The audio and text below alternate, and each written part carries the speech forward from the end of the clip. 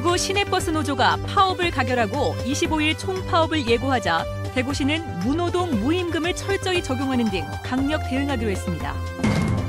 대구시 남구의 생활 폐기물 용역업체가 종사자 수를 부풀려 구청으로부터 돈을 더 받아낸 사실이 드러났습니다.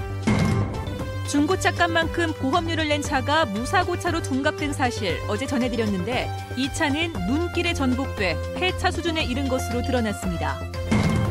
시원한 느낌을 주는 인견, 즉 레이온 소재 옷이 물 세탁이 안 되는 단점이 있었는데 이를 해결한 레이온이 개발돼 눈길을 끕니다. 여러분 안녕하십니까? 대구 경북 소식 전해드립니다. 대구 시내버스 노조가 임금 협상이 최종 결렬되면 오늘 25일부터 파업에 들어가기로 했습니다. 대구시와 노조의 입장 차이가 커서 협상이 쉽지 않아 보입니다. 대구시는 파업 대비 소송책을 마련하고 파업 참가자에게는 무노동 무임금을 적용하는 등 적극 대응하기로 했습니다. 금교신 기자가 취재했습니다. 8.4%의 임금 인상을 요구하고 있는 대구 시내버스 노조가 파업을 예고한 시점은 오는 25일 새벽 4시. 대구시는 노조의 파업과 동시에 전세버스 1,150대를 모든 노선에 투입할 계획입니다. 또 도시철도를 52차례 증편하는 것을 비롯해 4,500여 대의 택시 부재와 승용차 요일제를 해제하고 공공기관과 각급 학교 등은 시차제 출근을 실시할 계획입니다. 특히 전세버스를 이용하는 승객에게는 요금을 전액 무료로 해주고 운임은 파업 참가자에게 책임지도록 할 계획입니다. 그것이 합법 파업일지라도 무노동 무임금 원칙을 적용을 하면은 결국에는 그 비용이랑 거의 비슷하기 때문에 저희들은 이건 시민들의 불편을 줄이기 위해서라도 무료로 운영할 계획이 있습니다. 대구시가 이번 시내버스 노조의 전면 파업에 대해 무노동 무임금 카드까지 꺼내들면서 적극 대응하기로 한 것은 운전자들이 임금 체제를 손보지 않고서는 세금 먹는 하마인 준공영제를 개혁할 수 없다고 보기 때문입니다. 대구시에 따르면 대구 시내버스 운전기사의 초봉은 연봉 3,980여만 원으로 대기업 대졸 평균 초봉 3,770여만 원보다 200만 원 이상 높습니다. 평균 임금은 4,740여만 원으로 대구 지역 300인 이하 사업체 근로자 평균 임금보다 1,600만 원, 시외버스 운전사보다 1,100만 원이 더 높습니다. 특히 준공영제 이후 해마다 3.53%씩 꾸준히 올라 준공영제를 통해 대구시가 지원하는 금액 가운데 가장 비중이 큽니다. 이에 따라 대구시는 올해 임금을 동결하고 신입사원부터 새로운 임금 체계를 도입하기로 했는데 노조의 동의가 쉽지 않아 보입니다.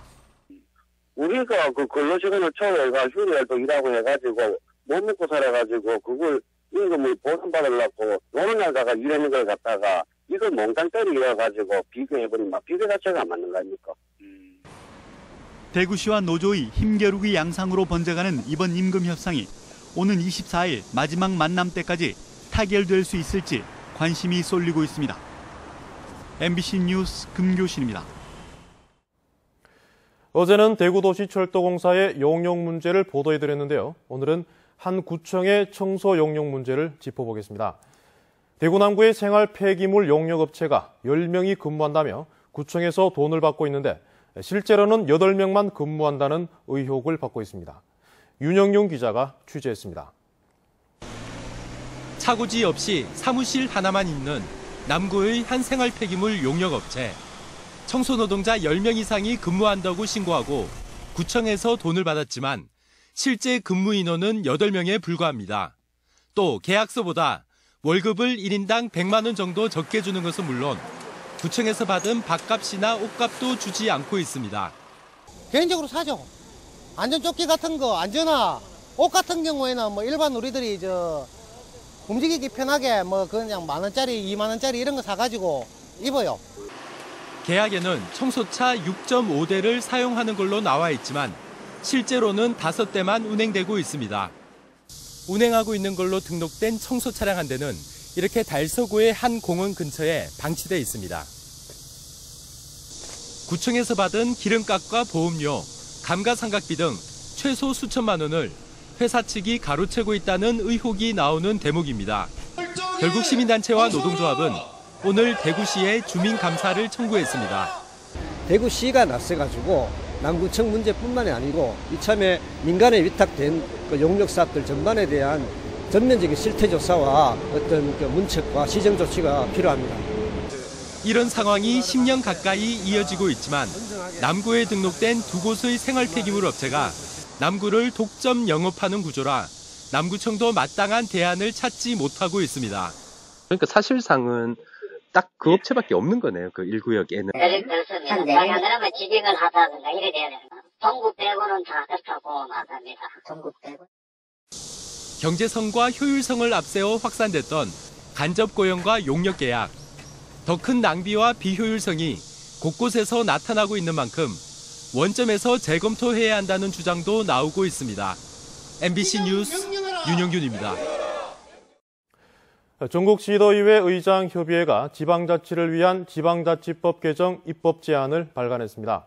제안서에는 지방자치법 157개 조문 가운데 38개를 개정하고 17개를 신설하는 내용의 지방자치법 개정안과 개정안 입법 활동 및 각계 전문가 기조 발제, 지방자치법 개정 촉구 건의문 등이 수록됐습니다. 전국시도의회 의장들은 오는 25일 국회의장을 방문해 제안서를 전달하고 지방자치법 개정을 건의할 예정입니다. 동해안으로 적조가 빠르게 확산되면서 양식장마다 비상이 걸렸습니다. 올해는 메르스에 따른 소비 위축으로 출하 시기를 놓친 곳이 많아 큰 피해를 입지 않을까 걱정입니다. 장성훈 기자가 보도합니다. 적조주의보가 내려진 가운데 어류가 폐사할 수 있는 적조생물 2,000개체수 이상을 기록한 포항 연안의 양식장입니다. 수시로 바닷물을 떠다 개체수를 확인하고 취수 중단 시기를 판단하느라 초긴장 상태입니다. 양식 밀도를 낮추기 위해 조기 출하에 나서고 있지만 수조를 텅 비운 평년과 달리 올해는 아직도 고기가 가득합니다. 메르스 여파에다 적조까지 겹치면서 횟감 소비가 크게 줄어 출하 시기를 놓친 겁니다.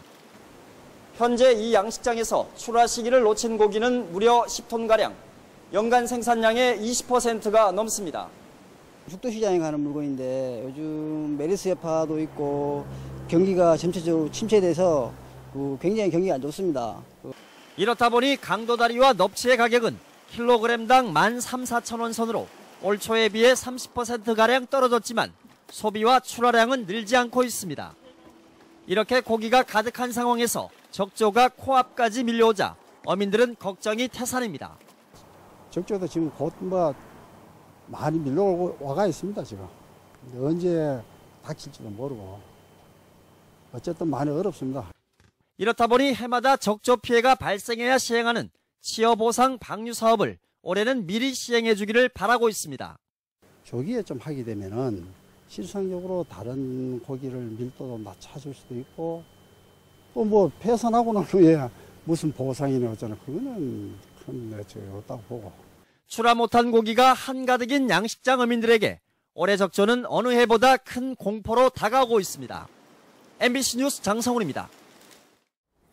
네, 방금 보신 것처럼 적조가 빠르게 확산되고 있는 가운데 오늘 오전 포항시 장기면 모 축약장에서 양식 중인 우럭 40만 마리 가운데 6만여 마리가 폐사했습니다. 국립수산과학원은 적조에 취약한 인근의 넙치 양식장은 피해가 나타나지 않고 있다며 적조에 따른 것인지 정확한 조사에 들어갔습니다. 이번에 폐사한 우럭은 12에서 15cm 크기로 지난 5월 치어를 입식해 내년 여름 출하할 계획이었습니다. 첨단 IT 융합 기술과 제품을 볼 수 있는 2015 대한민국 IT 융합 엑스포가 오늘 엑스코 대구에서 개막됐습니다. 드론과 3D 프린팅 같은 신산업 분야와 체험 전시가 골고루 마련돼 눈길을 끌고 있습니다. 박재영 기자입니다. 특수 제작된 고글을 쓴 참가자들이 드론을 작동하자 드론들이 하늘로 날아오릅니다. 드론이 구조물을 아슬아슬하게 비켜나면서 짜릿한 스릴이 느껴집니다. 드론 카메라에 촬영된 영상이 고글과 모니터로 실시간 전달되면서 실제로 날고 있다는 느낌을 받습니다. 직접 탑승하고 이렇게 비행하는 것처럼 그런 이제 긴장감이 있기 때문에 굉장히 스릴 있고 재밌어가지고. 핵심 IoT 서비스인 실시간 전력 소모, 누진세 구간을 알려주는 에너지 미터, 창문이 열리면 스마트폰을 알려주는 열림 감지 센서 등도 눈길을 끌었습니다. LTE망을 이용을 해서 언제 어디서든지 스마트폰을 통해 집안에 있는 가전제품들의 작동 여부를 확인할 수 있고요. 또 제어까지도 가능한 이런 서비스들이 많이 선보이고 있습니다. 안전과 에너지 절감, 환경 등의 문제를 해결하기 위해 실시간 모니터링이 가능하도록 한 스마트 팩토리를 비롯해 국내에 180여 개사가 만든 400개 전시 공간이 시민들의 발길을 붙잡고 있습니다. 신산업으로 주목받고 있는 드론과 3D 프린팅 특별관, 소프트웨어와 디스플레이, 모바일과 LED 산업 등 다양한 신제품이 선보이고 관람객이 직접 체험할 수도 있습니다. 이번 IT 융합 신제품 전시를 통해서 해외 바이오 유치를 통한 국제 경쟁력 강화하는 계기가 되리라고 봅니다. IT 융합 엑스포는 ICT와 모바일 융합 산업의 집적지인 대구 경북의 관련 산업을 바탕으로 올해 10번째 개최되는 IT 전문 행사로 오는 21일까지 계속됩니다. MBC 뉴스 박재영입니다. 옷감이 시원해서 흔히 냉장고 옷이라 불리는 인견, 이 레이온 소재 옷이 많이 나오고 있는데요. 시원해서 좋기는 한데 구김이 많고 또 물세탁을 못하는 등 제약이 많았습니다. 그런데 이를 보완한 새로운 소재가 개발돼 주목받고 있습니다. 보도에 양관희 기자입니다. 옷감이 시원해 쿨맵시, 에너지 절감 소재로 여름철 특히 각광받는 레이온 원단입니다. 하지만 구김이 많고 물에 닿으면 수축이 심해 세탁은 드라이 클리닝이 기본입니다. 실제 레이온 소재 옷을 세탁기에 돌린 뒤 말렸더니 50cm 팔 길이가 3.5cm나 줄어들었습니다. 하지만 새로 개발한 레이온 원단은 물세탁을 한 뒤에도 변형이 거의 없습니다. 일반적으로 수축률이 7 내지 8%가 나갑니다. 그런데 저희들이 이번에 개발했는 소재는 세탁을 10분 하더라도 한 4% 정도 수축하기 때문에 우리가 변형이라든지 구김이 훨씬 적게 되는 거죠. 연사 과정에서 꼬임 제어 기술을 개발해 신축성을 높였기 때문인데 원단 생산에서도 높은 효율을 보이고 있습니다. 거의 효율이 98%, 100% 가까이 효율이 나올 수 있도록 안정화가 되어 있습니다. 그러니까 실 자체도 안정화를 시키다 보니까 직물도 퀄리티가 높아졌다고 볼 수가 있습니다. 물세탁이 가능한 레이온 여성 의류가 올 들어 본격 출시되면서 국내와 함께 중국 시장 공략에도 적극 나서고 있습니다. 중국 남방은 많이 덥고 해서 이 레이온 소재가 다루기도, 개발했는 레이온 소재가 다루기도 쉽고 몸에 닿았을 때 굉장히 냉감 효과가 있어서 중국 사람들한테 굉장히 반응도 좋고. 목재 펄프를 원료로 특유의 시원함을 주는 레이온이 물세탁까지 가능하게 되는 등 기능성을 높이며 새로운 섬유 시장을 개척하고 있습니다. MBC 뉴스 양관입니다.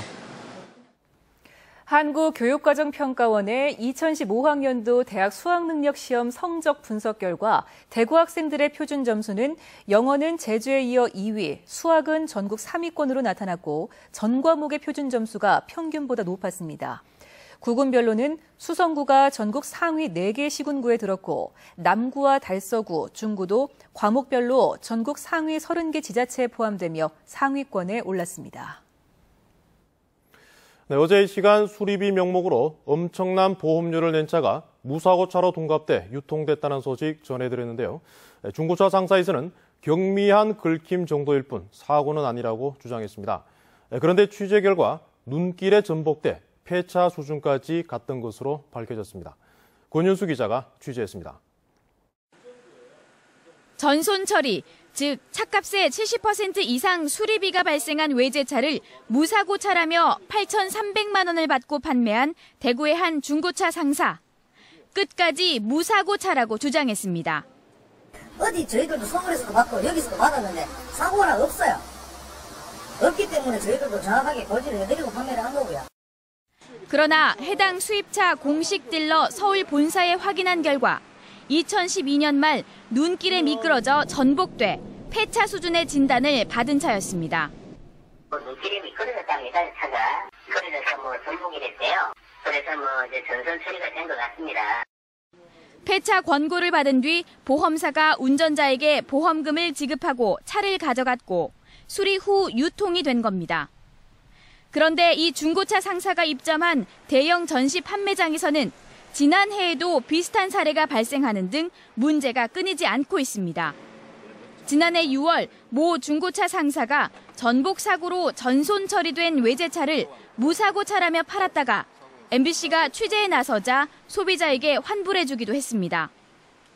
80여 개 중고차 상사가 입점한 이 대형 전시 판매장의 운영 법인은 임대료를 받고 중고차 상사들에게 장소를 제공할 뿐 이런 행태를 제재할 권한이 없다고 해명했습니다. MBC 뉴스 권윤수입니다. 새누리당 김종태 의원이 일명 김영란법이 규정한 수수금지 대상에서 농수축산물과 그 가공품을 제외하는 내용의 일부 개정안을 대표 발의했습니다. 김 의원은 김영란법이 내년 9월 시행을 앞두고 있는 가운데 국내산 농수축산물의 40%가 추석과 설날에 소비되지만 시행령에서 사회 상규상 허용되는 선물 가액을 지나치게 낮게 책정해 농어민들이 소비처를 확보하지 못할 우려가 있다고 설명했습니다. 안동에서 백신 공장을 운영하는 SK케미컬이 세계에서 두 번째, 국내에서 처음으로 세포 배양 방식의 독감 백신인 스카이셀 플루를 상용화했습니다. 스카이셀 플루는 애완견의 일종인 코커스페니얼의 신장 상피 세포를 이용해 무균 배양기에서 백신을 생산하는 세포 배양 방식으로 제조된 독감 백신으로 독감 대유행이 발생했을 때 전 국민에게 공급이 가능하다고 회사 측은 설명했습니다. 대구 YMCA가 새로 건립한 청소년회관에서 창립 100주년을 맞아 오늘 오후 기념식을 열었습니다. 오늘 기념식에서 지난 1월 중구 상서동 만경관 옆 건물을 매입해 만든 창립 100주년 청소년회관 개관식도 함께 열렸습니다. 대구 YMCA는 지역 청소년을 육성하고 미래 지도자로 키우기 위해 일제강점기인 1915년 외국인 선교사들이 주축이 돼 만든 단체입니다. 중학교 자유학기제 시행을 앞두고 청소년들의 직업체험관이 대구은행 고성동 지점에 문을 열었습니다.